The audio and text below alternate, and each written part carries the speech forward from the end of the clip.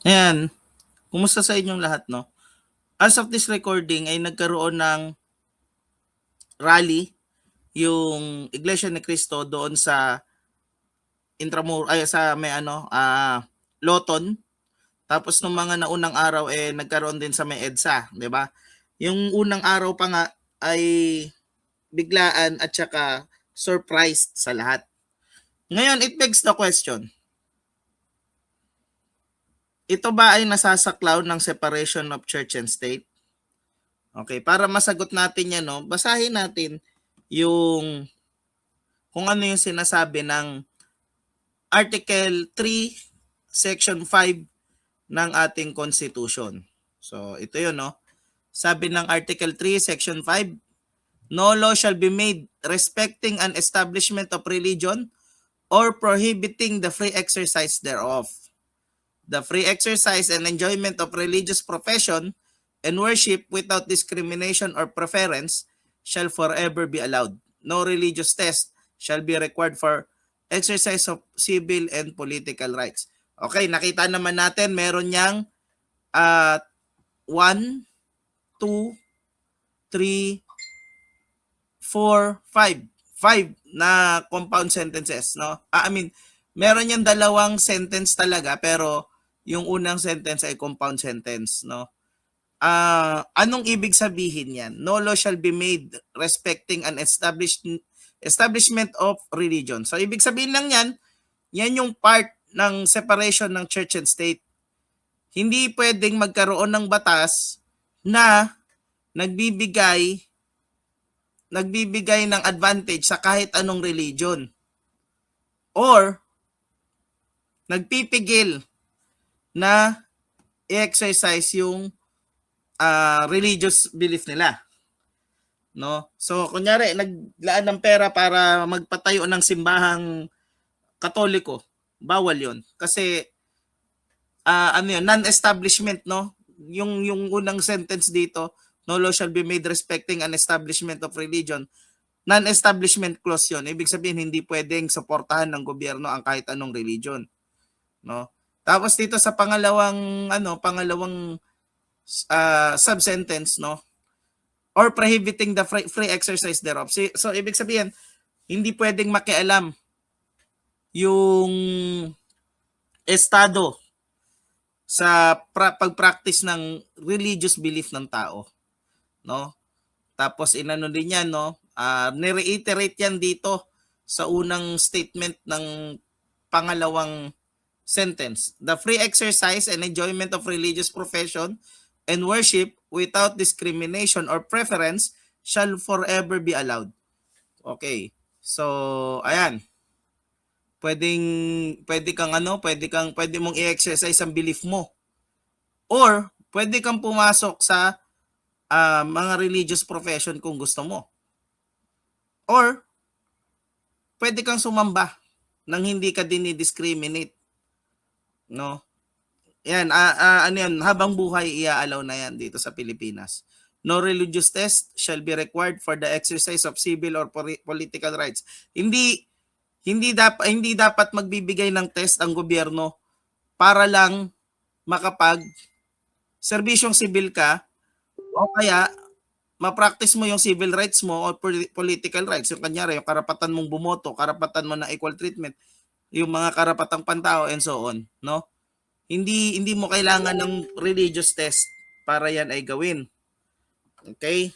So, ngayon, saan papasok dyan yung separation ng church and state dito sa ginagawa ng Iglesia ni Cristo na magkaroon ng rally doon sa you know what? Yung ginagawa ng Iglesia ni Cristo na mag-rally ay hindi violation ng separation ng church and state. Bakit? Dahil ang mga miyembro ng Iglesia ni Cristo ay Pilipino din katulad mo at katulad ko. Knowing that may karapatan sila na magsalita about sa government. Even if nire-represent nila yung religion nila. No, ang separation ng church and state kung nababasa nyo dito ay actually sineseparate yung state from the church at hindi yung church from the state. Ibig sabihin, hindi pwedeng makialam ang gobyerno sa simbahan o sa mga kahit anong religion. Pero ang mga miyembro ng simbahan at mga miyembro ng mga religion ay pwedeng makilahok. Pwede silang makilahok sa mga nangyayari sa politika. Yan ang mga tinagubilin ng mga jurisprudence sa Amerika at saka sa Pilipinas, no? Ang malinaw diyan, pinipigilan yung gobyerno na makialam sa simbahan at sa religion. Pero hindi nito pinipigilan ang mga miyembro kung gusto nilang magsalita tungkol sa nangyayari sa bansa dahil Pilipino din sila. No? Okay. Pero bakit nga ba nagrarally ang mga INC? No?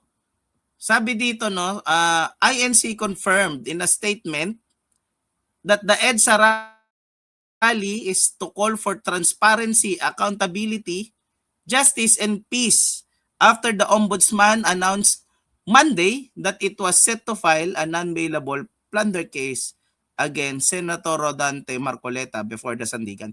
So, kinonfirm daw ng INC na yung EDSA rally na yan is to call for transparency and accountability. No? Pero ito, nag-mobilize sila matapos na si Senator Rodante Marcoleta ay kakasuhan ng plunder sa Sandigan Bayan. No? So ano masasabi natin diyan? Separation ba ng church? Papasok ba diyan yung separation ng church and state? Definitely hindi. Dahil si Marcoleta ay senador. Yung kaso laban sa kanya ay hindi kaso laban sa INC. Pero on the other hand, yung INC, karapatan nila na mag-rally doon sa nangyayari na yan. Ang problema nga lang, on my part, i-analyze natin ng husto, no, yung kaso ni Marcoleta. Okay? I-analyze natin ng husto yung kaso ni Marcoleta. Okay. Ito, tignan natin ito, no.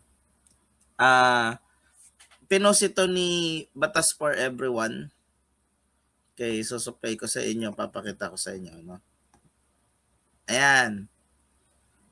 Ito yung mga facts. Si Marcoleta, sinabi niya na tumanggap siya ng millions para sa TV campaign. Tapos si defensor din, umamin siya na nagbigay nga siya ng milyon kay Marcoleta para sa campaign fund. Hindi sinabi ni Marcoleta initially, nung una hindi niya sinabi, no, hindi niya dinisclose kung sino yung mga nag-donate sa kanya. Tapos chinek ng COMELEC yan kung undeclared nga ba yung contribution na yan. Pero sabi ni Marcoleta, no, na tanggap niya daw yan bago yung campaign period. So, hindi daw yan saklaw ng as campaign contribution. Pumayag yung COMELEC. Pero remember na nung time na tinanggap niya yan ay na siya, member na siya ng House of Representatives, no? Sabi dito, if it's not campaign contribution, then it is a gift. Pag sinabi natin gift, gratuitous, walang kapalit. Pero as government employees, hindi tayo pwedeng tumanggap ng gift, no? As a rule, any government official or employee cannot receive gifts. Otherwise, it's plunder kung lagpas ng 50 million. Dahil siya ay member ng House of Representatives nung time na yon, government employee siya. May kumakalat na post na hindi naman daw nakasulat doon. Dapat daw yung na yan, yung pera daw na yan ay para daw ginamit sa project, para daw maging plunder. That's not right. No? Just the fact na tumanggap ka ng pera, no, ay naaabot ng 50 million, that is already plunder.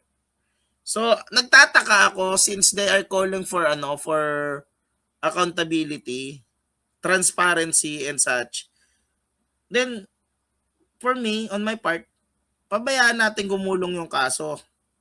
'Di ba? Hindi yung kapag gusto natin yung politiko, magrarally tayo, no, in support of him. Tapos ayaw na nating maging accountable itong taong to kung sakaling may nagawang mali.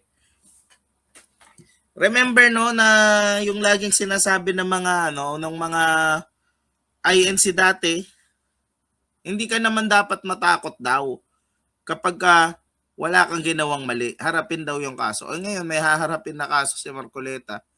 Pabayaan natin na harapin niya. For the sake of the truth. No? Hindi naman niya tinatanggi na nakakuha siya ng pera. Ang tanong na lang diyan, does the act of receiving 50 million or more, does the act of receiving 50 million or more, habang siya ay government employee, tantamount to plunder. Yun naman yung yung issue diyan. So, pabayaan natin na lumatag yung kaso kung anong mangyayari diyan, no? Gamitin natin yung sinasabi natin na kung wala ka namang kasalanan, wala kang dapat ikatakot, no? So, hindi ko sinasabing guilty si Marcoleta dito. I'm just saying na part ng accountability yung pagtingin kung may pagkakasala ba yung isang tao o wala. And this time meron namang mukha namang tinatry natin na magkaroon ng accountability, no? 'Di ba? Isa pa, nabalitaan natin na nagkakagulo doon meron pang nagsabi na gusto mong matulad kay Goldagal. And that statement itself ay nakakatakot kasi hindi, 'di ba, tinatanggi nga ng mga INC na may kinalaman sila sa pagkamatay ni Goldagal, pero by saying that parang pinagmamalaki nila. Oh. I have nothing against INC dito sa na to. I'm just being objective, no, sa puntong ito. Anyway, may magkakaroon ako ng topic tungkol kay Mandirigma kasi sa wakas nahanap na namin siya, no?